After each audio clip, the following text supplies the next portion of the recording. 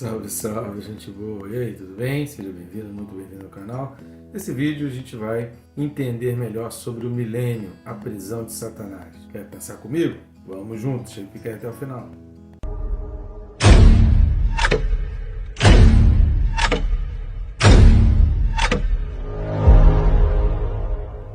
Mas antes, não deixe de se inscrever no canal. Se está assistindo o vídeo e não se inscreveu ainda, clica aí no botão, é bem rápido, para que você possa deixar o seu comentário. Aproveita e clica no sininho. Clicando no sininho, marcando aí a opção todas, você se disciplina e assim o YouTube fica te lembrando ali que você precisa estudar a palavra. Nada melhor do que estudar na sequência, que você vai complementando e você vai conseguindo ter uma compreensão melhor daquilo que o texto bíblico está dizendo. Querido, nos ajuda também curtindo, comentando e compartilhando para que mais e mais pessoas possam ter acesso a esse material. A gente tem feito isso aqui para abençoar vidas, feito tanto esforço para deixar diariamente uma palavra para você aí, então nos ajuda nessa tarefa, porque quanto mais pessoas estiverem assistindo, mais pessoas estiverem inscritas, isso significa que mais pessoas estão sendo abençoadas, enriquecidas, alimentadas pela palavra, e isso é muito bom, né? Ide pelo mundo e pregar o evangelho a toda criatura, essa foi a ordem de Jesus, e nunca foi tão fácil fazer isso, com apenas alguns cliques, a gente pode levar a palavra de Deus para muita gente. Vamos lá, querido, o texto desse vídeo, Apocalipse capítulo 20, versículos 1 e 2. Apocalipse 20, versículos 1 e 2 diz assim: Então vi descer do céu um anjo, tinha na mão a chave do abismo e uma grande corrente. Ele segurou o dragão, a antiga serpente, que é o diabo, Satanás, e o prendeu por 1000 anos. Então aqui começa um momento de muitas discussões no bom sentido, né? Porque são divergências de ideia com relação a esses 1000 anos, né? Com relação a esse milênio.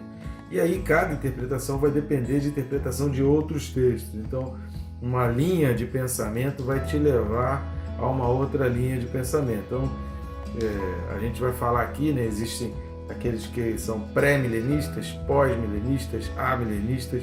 Se você já ouviu falar sobre isso, a gente vai mencionar alguma coisa. É óbvio que em virtude do tempo não dá para a gente ser muito abrangente, mas se você não ouviu falar, você vai ficar por dentro desses temas.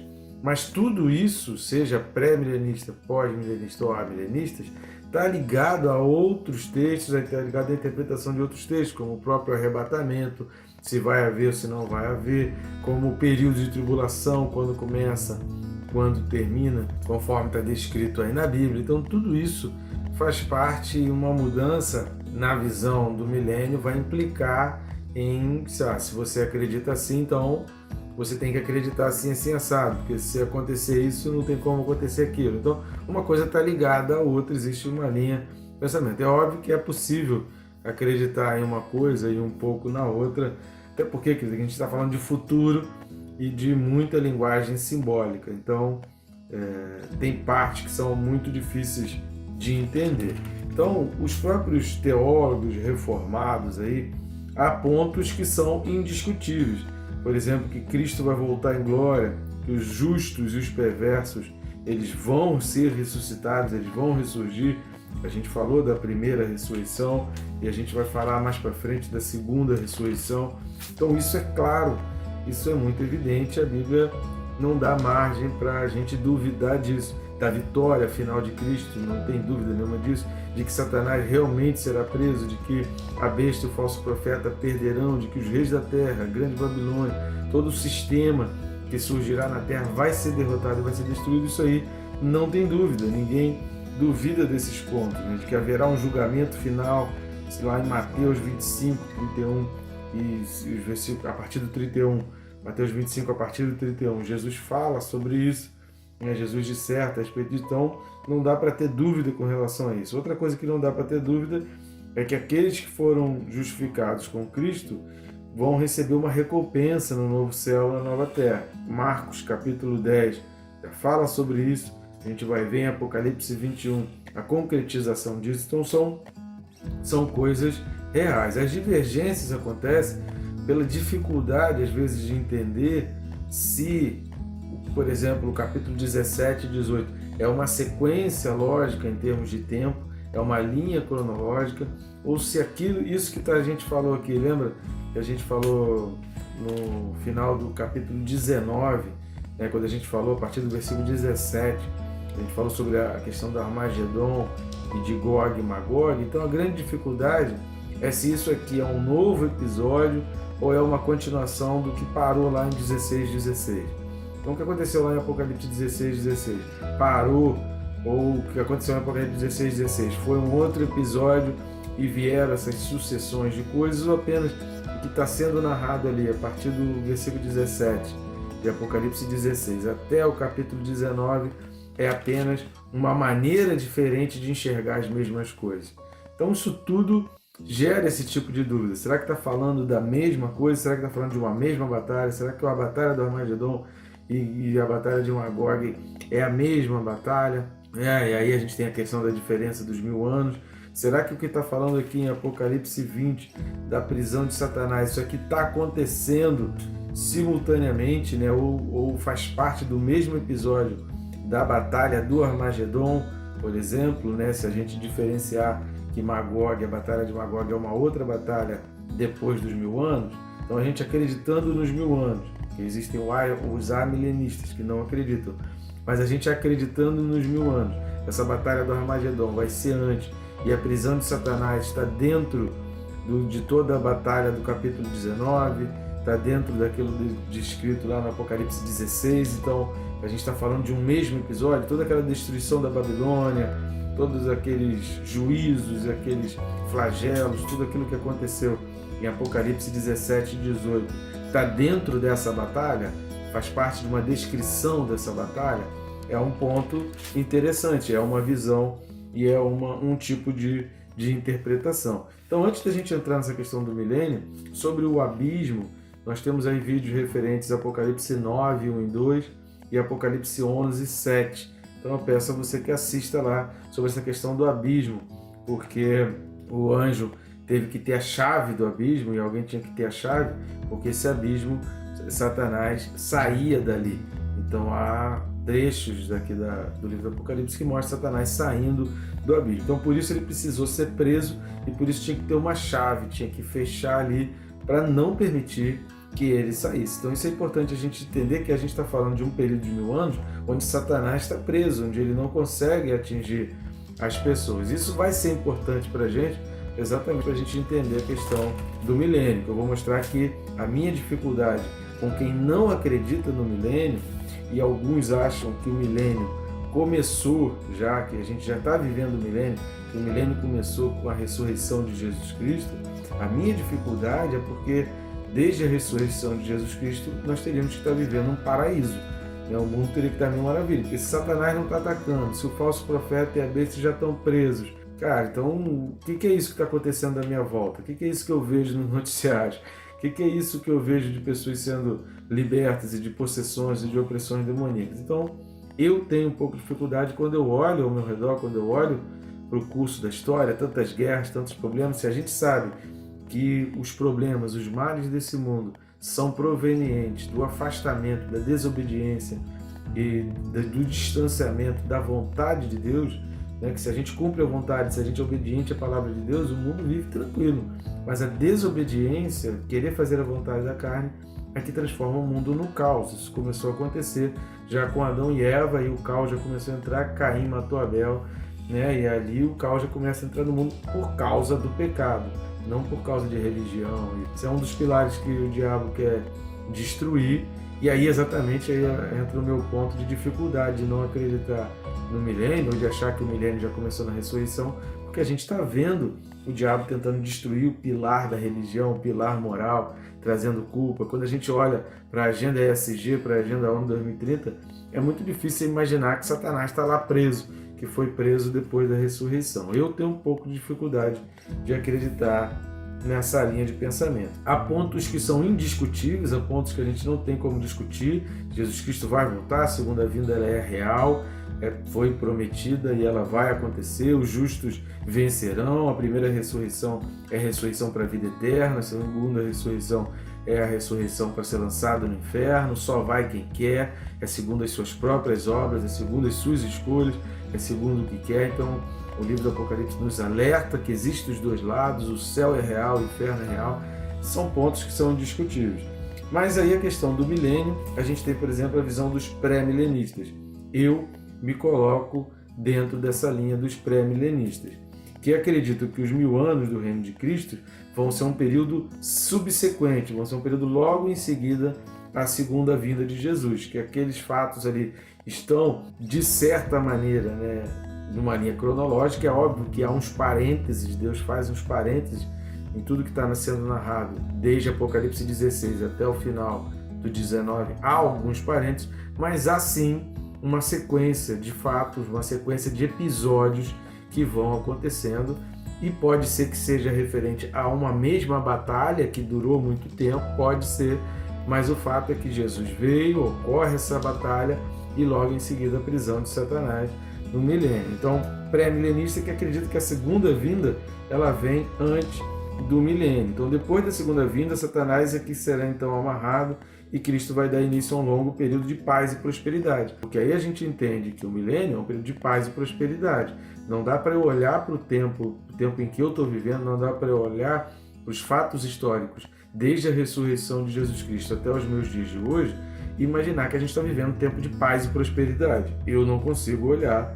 Você imagina aí, consegue olhar. Eu queria saber o que aconteceu na Primeira, na Segunda Guerra Mundial, nas Cruzadas. Eu queria saber o que foi aquilo. Há outro aspecto também, de que tem gente que pensa que o milênio é no céu. Se refere a um período indeterminado de regozijo e paz no céu, aqueles que morreram com Cristo, que vão morrendo com Cristo.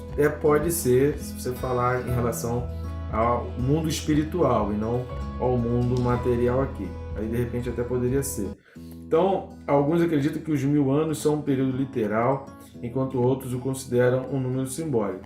Eu não acredito que seja literal, que a Bíblia fala essa questão de 1000, simbolizando muita coisa, simbolizando muito tempo, simbolizando um tempo meio que indefinido, indeterminado. Deus é quem sabe. Os cristãos receberão um corpo renovado no início do milênio, mas a ressurreição dos ímpios e o julgamento final de todos os outros vai ocorrer no final do milênio. Aqueles que estiverem vivendo num corpo serão transformados, aqueles que forem arrebatados serão transformados, e na primeira ressurreição, na segunda vinda de Jesus, todos vão se juntar e aqueles que tinham morrido vão receber o seu corpo, vão ressurgir à semelhança da ressurreição de Jesus. Se como Jesus ressuscitou e o seu corpo não foi achado, na primeira ressurreição, na segunda vinda de Jesus Cristo, aqueles que estiverem mortos também ressurgirão do mesmo modo que Jesus ressurgiu. No entanto, o pré-milenismo reformado, tem a questão do pré-milenismo reformado e o pré-milenismo dispensacionalista. Eu, particularmente, não concordo em tudo com o pré-milenismo dispensacionalista, mas eu acredito no arrebatamento, eu acredito que vai haver esse arrebatamento. Está dentro da coerência daquilo que a gente vem falando desde o capítulo 6 de Apocalipse. Assista os vídeos aí se você não vem assistindo na sequência. A gente vem numa coerência de interpretação, entendendo que exatamente existe o arrebatamento e que muita coisa que acontece depois a Bíblia deixa clara que aqueles que acreditam em Cristo não estão mais na Terra. A gente viu isso ao longo desse estudo, nesse trecho da Bíblia aí. Então os pré-milenistas são assim. Eu particularmente me identifico muito mais e consigo ter muito mais explicações olhando para a história, pensando na questão pré-milenista. Os pós-milenistas, eles acreditam que o reino de Cristo e a igreja vai passar por um período de maior expansão na Terra antes da segunda vinda. Alguns entendem os 1000 anos como um período final de triunfo dos cristãos no mundo, depois da propagação do Evangelho, e outros vão, de certa maneira, se assemelhar aos amilenistas, identificando que esse trecho de Apocalipse 20, até o versículo 6, a gente está falando do 1 e 2, mas que até o versículo 6 se identifica com o período entre a ressurreição de Jesus Cristo e a sua volta. E aí é onde eu tenho dificuldade de entender, porque se o milênio é realmente um período de paz e prosperidade, se o milênio, a Bíblia, um ponto em relação ao milênio está sendo claro, é que Satanás está preso e a besta e o falso profeta também já foram lançados no lago de fogo e enxofre. Então, eles não teriam influência sobre o povo dentro desse milênio. E aí entender que desde a ressurreição de Jesus Cristo até os dias atuais, até a volta de Jesus Cristo, não tem influência nenhuma de Satanás e da besta, aí eu tenho um pouco de dificuldade para olhar os fatos que estão diante de nós aí. E os amilenistas consideram o milênio uma imagem de um reinado presente de Jesus Cristo e dos seus anjos no céu. Então há aqueles que acreditam que isso aqui na realidade é uma maneira simbólica de falar, não é nem um tempo determinado, mas é uma maneira simbólica para falar que todos aqueles que morreram com Cristo estão vivendo esse período. Satanás está aqui na terra, a besta está aqui na terra, mas que no céu está vendo todo esse regozijo, está vendo toda essa paz e prosperidade até que esse milênio termine, e aí sim a gente passa a viver aqui na terra já sem a influência de Satanás, sem a influência da besta. Pensando assim, há uma coerência, há uma lógica, há um sentido da gente imaginar isso, de que esse milênio está se referindo a algo que está acontecendo no céu e não algo que está acontecendo aqui na terra. Pode ser, e a gente conseguiria ter muitas explicações com relação ao que está acontecendo aqui na terra. Mas aí também entra a questão da dificuldade de entender, porque está dizendo aqui que a besta e o falso profeta já estão no inferno, né? Então é complicado da gente pensar isso desde a ressurreição de Jesus, porque a besta e o falso profeta, por exemplo, nos nossos dias de hoje, ainda nem apareceu. Então como é que ele está lá no inferno se ele nem apareceu ainda, se ele nem deu as caras ainda? Pode ser que ele já esteja até vivendo entre nós, mas não declaradamente como falso profeta. Então, na minha cabeça dá um piro. Então eu consigo entender muito mais o pré-milenismo. Realmente, para mim, o pré-milenismo é algo que é muito mais coerente da gente conseguir entender. Apocalipse 20, de 1 a 5, também pode representar um sétimo ciclo. Lembra que a gente falou desde o capítulo 4, que o Apocalipse relaciona 7 ciclos? Então, se você tem um entendimento pré-milenista, você consegue entender como isso aqui é um novo ciclo, diferentemente dos outros 6 ciclos. Aqui seria um ciclo final, o início de um ciclo final. Então, uma coisa de interpretação vai levar a outra. O julgamento de Satanás, em Apocalipse 20, versículo 10, é paralelo ao julgamento contra a Babilônia, nos capítulos 17 e 18 de Apocalipse. Então, será que é algo paralelo? Será que é algo que está acontecendo ao mesmo tempo? Será que é apenas uma maneira, uma perspectiva diferente de enxergar as coisas? Então, a gente precisa ter muita cautela ao identificar essas diferentes posições com relação ao milênio, porque um tipo de interpretação, uma linha de interpretação, vai levar a outra interpretação de outros textos. Então, a gente não pode ter dúvida nos pontos em que a Bíblia é muito clara, que a segunda vinda é real, Agora, quando acontece? Que Satanás vai ser preso? É real. Agora, quando isso acontece? Em que circunstâncias ali? Em que momentos a gente consegue encaixar antes ou depois? Como é que é a sequência exata desses fatos? Ainda pairam algumas dúvidas.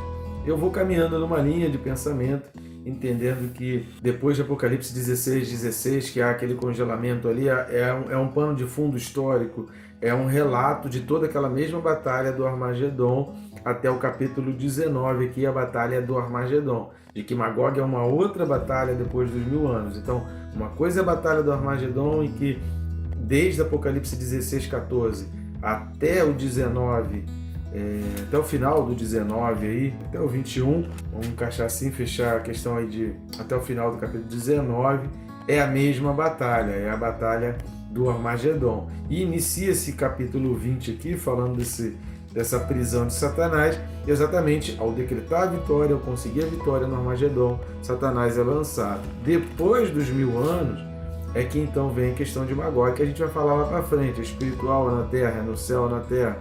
O que aconteceu no céu, o que aconteceu na terra. A gente vai falar nos próximos vídeos aí desse capítulo 20. Mas é importante a gente ter essa luz com relação ao milênio e a gente ter conhecimento, já que esse aqui é um vídeo para estudo da palavra, eu estou trazendo para você as diferentes correntes, estou levando para você a minha interpretação que eu estou dando, mas eu respeito a tua maneira de pensar, e se você entender diferente, se você tiver alguma coisa que possa explicar aí essas minhas dúvidas, essas minhas dificuldades de entender o pós-milenismo e o amilenismo, de repente você vai me ajudar a ter uma compreensão melhor. Mas vem muito mais pela frente e tem muito mais dúvida, né? Leia aí o capítulo 20, você vai ver que é tremendo o que vem descrito e narrado ali. Tá bom, gente boa? Que Deus te abençoe, rica e abundantemente.